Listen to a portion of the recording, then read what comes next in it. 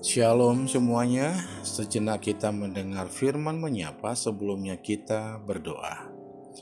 Kasih karunia dan damai sejahtera dari Allah Bapa kita dan dari Tuhan kita Yesus Kristus menyertai kamu.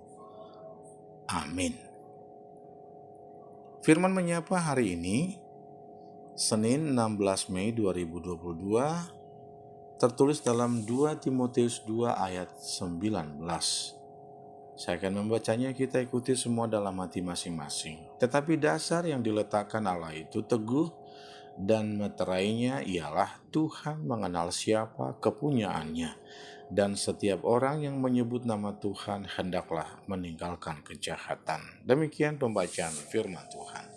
Judul perikop kita pada saat ini, Tuhan mengenal kepunyaannya. Bapak Ibu Saudara yang dikasihi Tuhan kita Yesus Kristus, bicara tentang perabot yang mulia.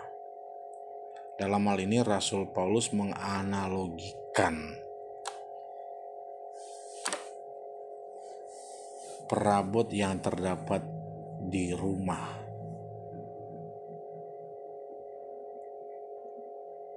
Yang pertama mungkin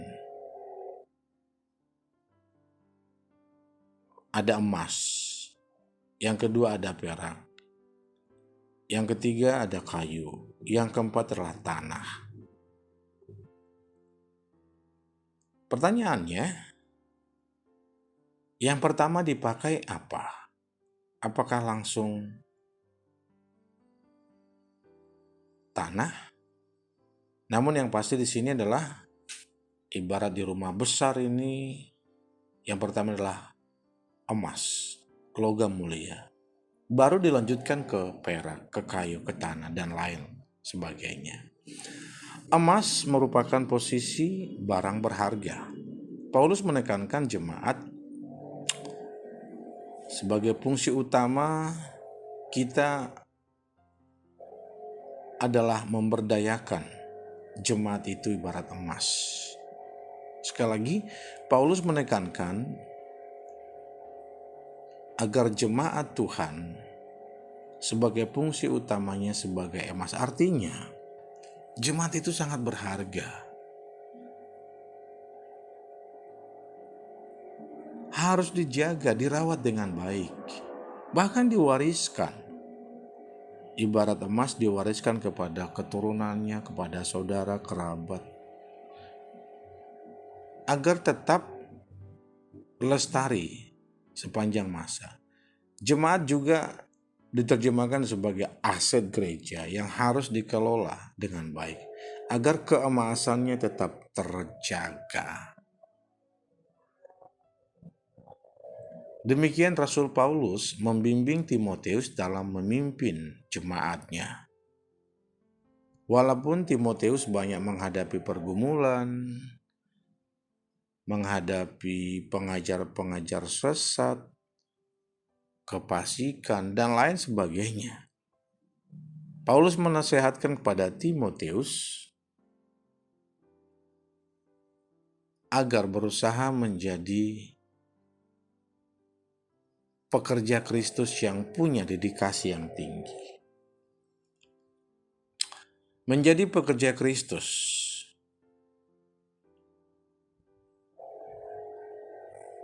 tentunya bijak dalam perkataan, tidak takut menyampaikan kebenaran dalam situasi apapun.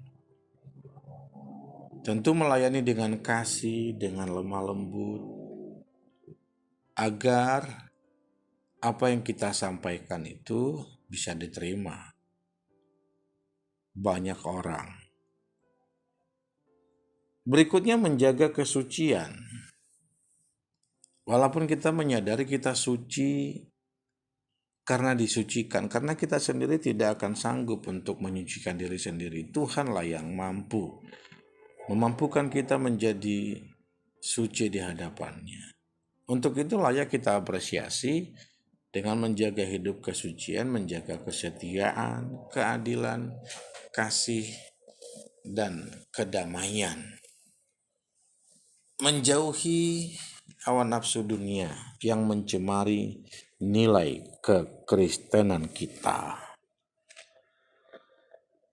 Aminkan Tuhan mengenal mereka yang adalah miliknya. Meyakini senantiasa, yang pertama, dasar yang diletakkan Allah itu teguh, pondasinya kuat, tak tergoyahkan, yaitu adalah Yesus Kristus. Yang kedua, telah dimeteraikan oleh Tuhan. Kita adalah kepunyaannya. Tuhan pasti mengenal seluruh jiwa raga kita. Kita adalah umat pilihan Tuhan.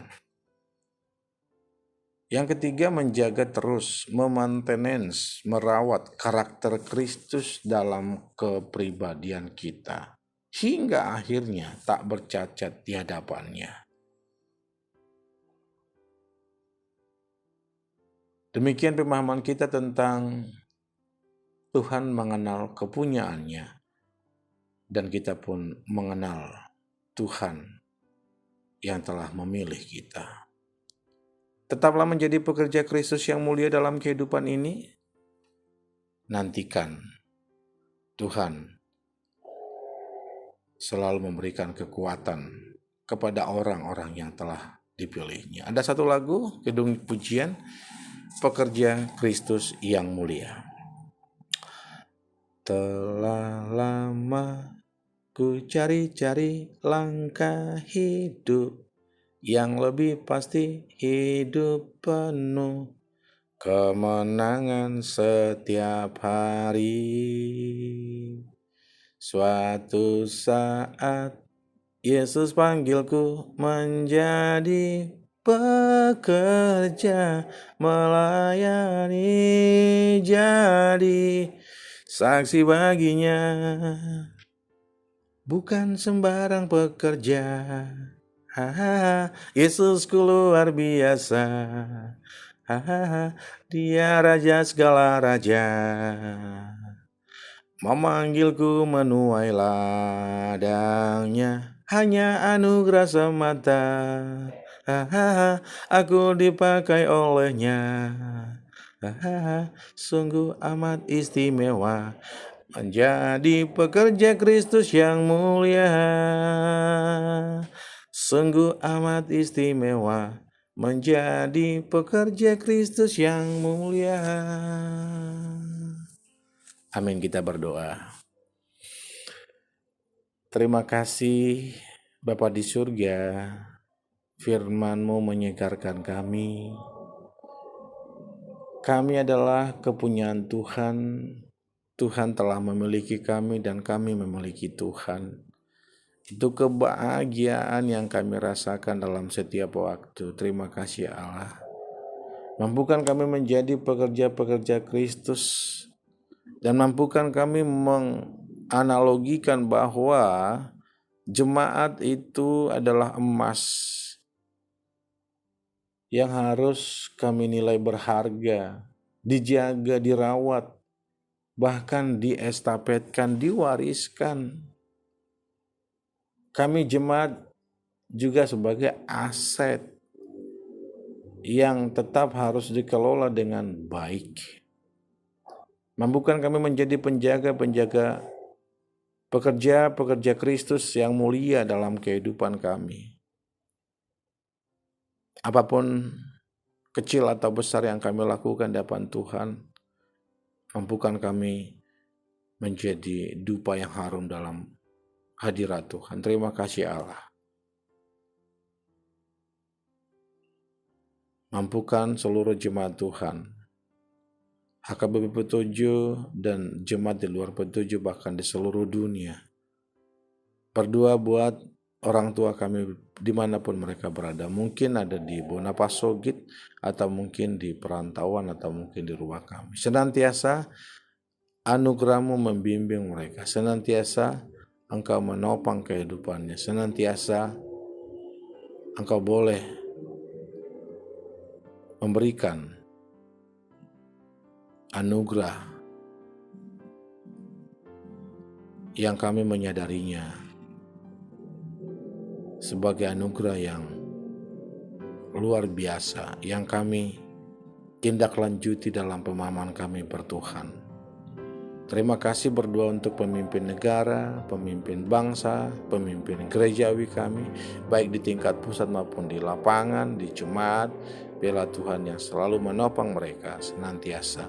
Karena kami tahu, baik itu juga jabatan atau pekerjaan, itu adalah hadiah daripada Tuhan. Terima kasih, kami sebagai umat lemah yang tidak luput daripada dosa dan pelanggaran, ampuni kami senantiasa, agar kami semakin dilayakkan menerima anugerah-Mu. Sembah sujud hormat kemuliaan hanya bagi-Mu Tuhan Yesus. Dalam nama-Mu kami berdoa dan mengucap syukur. Amin.